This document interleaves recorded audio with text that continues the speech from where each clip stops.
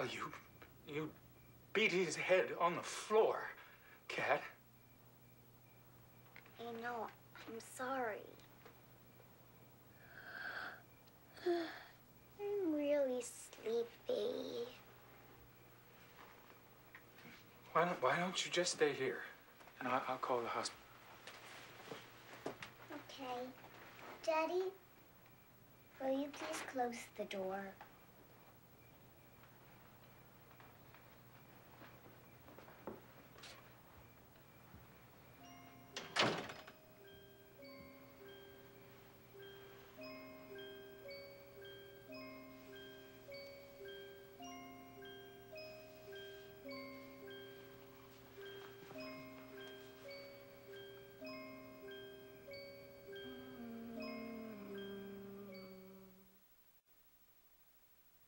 God, how many times have I wanted to tell parents like you the truth? To send something anonymously in the mail. This has been coming a long time. I'm sorry. We all do the best we know how. Not always. Sometimes we hide behind regulations, which are there for a reason. If parents thought they'd be giving up their privacy along with their children, well, all I can tell you is what I saw with my own eyes. Anything, please.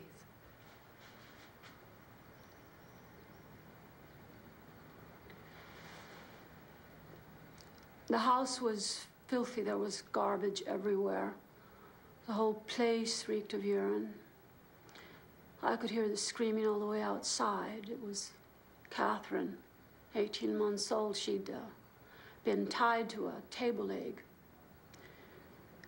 She was lying in all the filth on the freezing kitchen floor, wearing nothing more than a little sunsuit, which was all caked with her own.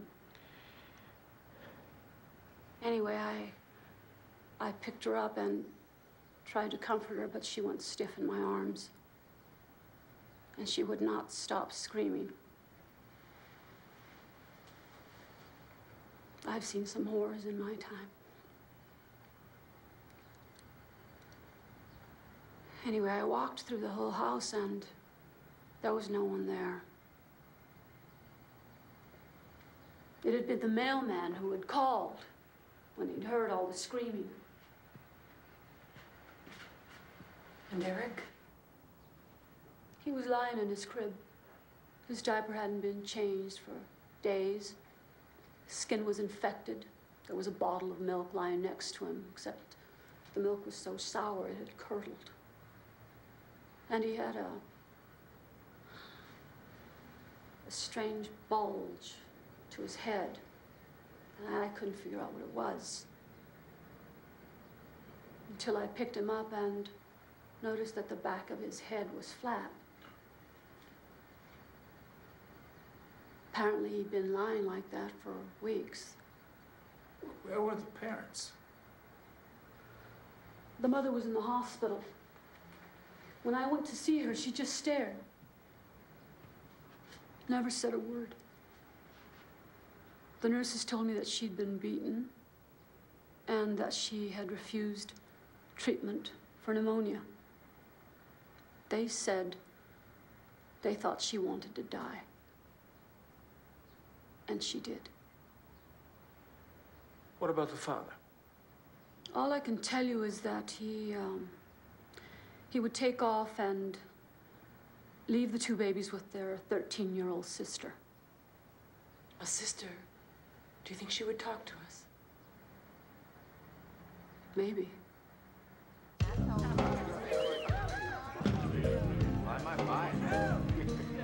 We're gonna get you a brand new scotch. All right, $100. Stephanie, what do you want? This is Jill Tyler. She'd like to talk with you. Hi. I don't do women. My husband and I adopted Catherine and Eric. Oh, lucky you.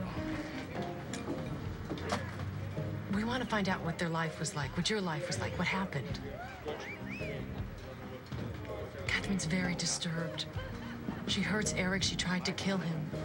Please, help us.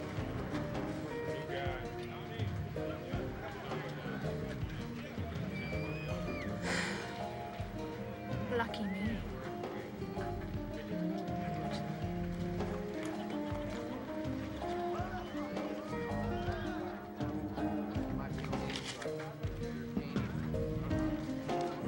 Drinks. For the ladies.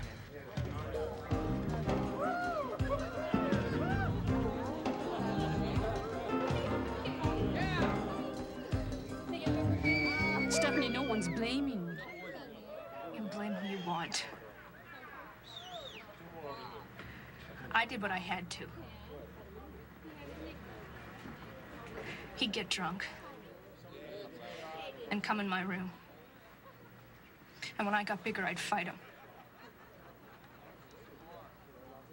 He'd beat me up. But I'd still fight him. And after I got to be more trouble than it was worth, that's when he'd go upstairs. But she was just a baby. What do you think I was? I can still hear her screaming. The dog going crazy.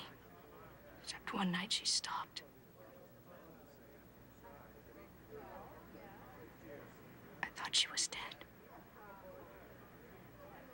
So I snuck upstairs. Almost.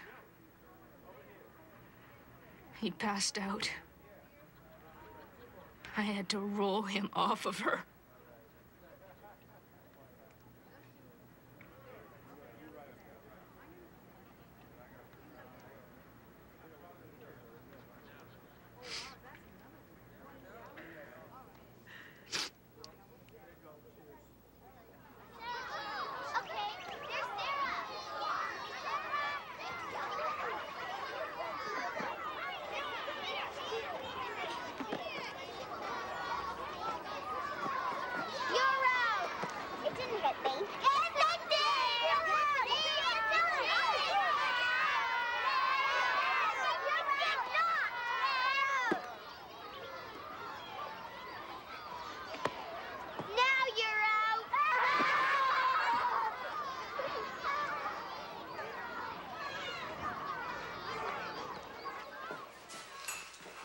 Catherine, go back to your seat.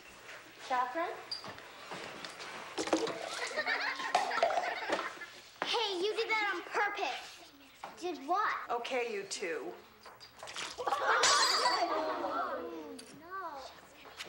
Catherine! Catherine!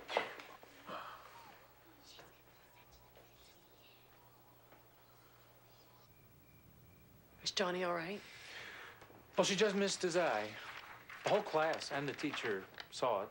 And when I asked her why she tried to cut him with the glass, you know what she said to me? What glass? Well, Rob, it was more than neglect. She was abused sexually from the time she was a tiny baby. A lot of kids are abused, but they don't try to kill people. I don't think it was just the abuse. I told you these two children have haunted me.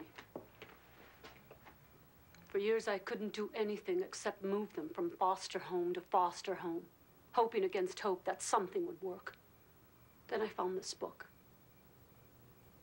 Kids Who Kill. Will it tell us what we're supposed to do? What did you think of it?